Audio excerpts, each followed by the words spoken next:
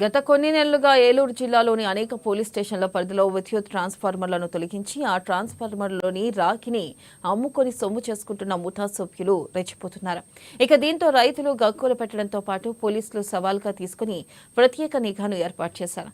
Dwaraka Tirumala police station పరిధిలో విద్యుత్ transformer దొంగిలించి జంగారెడ్డిగూడెంలో వెంకటేశ్వర అనే వ్యాపారికి అమ్ముతున్న ముగ్గురిని పోలీసులు అదుపులోకి తీసుకున్నారు. వారిని పోలీసులు విచారణ జరపగా బామర్దులైన ఏలూరు జిల్లా కొత్తపల్లి గ్రామానికి చెందిన మానుకొండ వెంకట్రావు, జంగారెడ్డిగూడెంకు చెందిన ముక్కల్ల దుర్గాప్రసాద్, ముక్కల్ల శ్రీనివాసరావుతో పాటు దొంగ రాగి వైర్లు కొనుగోలు చేసిన ఉక్కుర్తి వెంకటేశ్వరరావును అరెస్ట్ చేసినట్లుగా ఏలూరు జిల్లా ఎస్పీ ప్రతాప్ శివకిషోర్ తెలిపారు.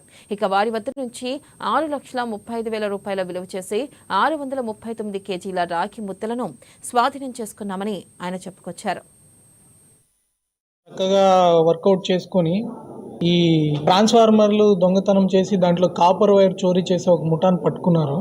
దీంట్లో 4 ముద్దాయిలను అరెస్ట్ చేయడం జరిగింది. వీళ్ళు ఏం చేస్తున్నారంటే ఈ డబ్బు కోసము ప్రొటెక్షన్ లేని ట్రాన్స్ఫార్మర్స్, ఊర్లో పొలాల్లో ఉన్న ట్రాన్స్ఫార్మర్స్ రైతులకి కరెంట్ అందించి వాళ్ళ పంటలు పండించుకోవడానికి సహాయపడే ఈ ట్రాన్స్ఫార్మర్ ని వాళ్ళ స్వార్థానికి దాంట్లో ఉండే కాపర్ వైర్ కొట్టేయడానికి దాన్ని మొత్తం డ్యామేజ్ చేసి ఆ కాపర్ ని దొంగలించి అమ్ముకొని వాళ్ళ విలాసాలకు వాడుకోవడానికి ఈ కార్యక్రమం చేస్తున్నారు. దీంట్లోనే మనము ఒక 41 ట్రాన్స్ఫార్మర్స్ వీళ్ళు ఏదైతే పగలకొట్టారో దాన్ని గుర్తించి ఒక్కొక్క ట్రాన్స్ఫార్మర్ విలువ వాళ్ళు ఎరెక్ట్ చేయాలనుకున్న ట్రాన్స్ఫార్మర్ రైతులకు ఉండాలనుకున్న 41 లక్షల వరకు కాస్ట్ అవుతుంది ప్రాపర్టీ, వీళ్ళు డ్యామేజ్ చేసిన ప్రాపర్టీ. కానీ వీళ్ళు చాలా తక్కువ అమౌంట్ కోసము ఆ రాగి వైర్ ని దొంగలించుకొని ఒక 639 కిలోల రాగి వైర్ ని దీని నుంచి దొంగలించారు వాళ్ళు. అదంతా వీళ్ళ దగ్గర నుంచి రికవర్ చేయడం జరిగింది. ఎవరైతే దొంగతనం చేశారో వాళ్ళే కాకుండా ఈ దొంగతనం చేసిన ప్రాపర్టీని కొన్న రిసీవర్ ని కూడా అరెస్ట్ చేయడం జరుగుతుంది.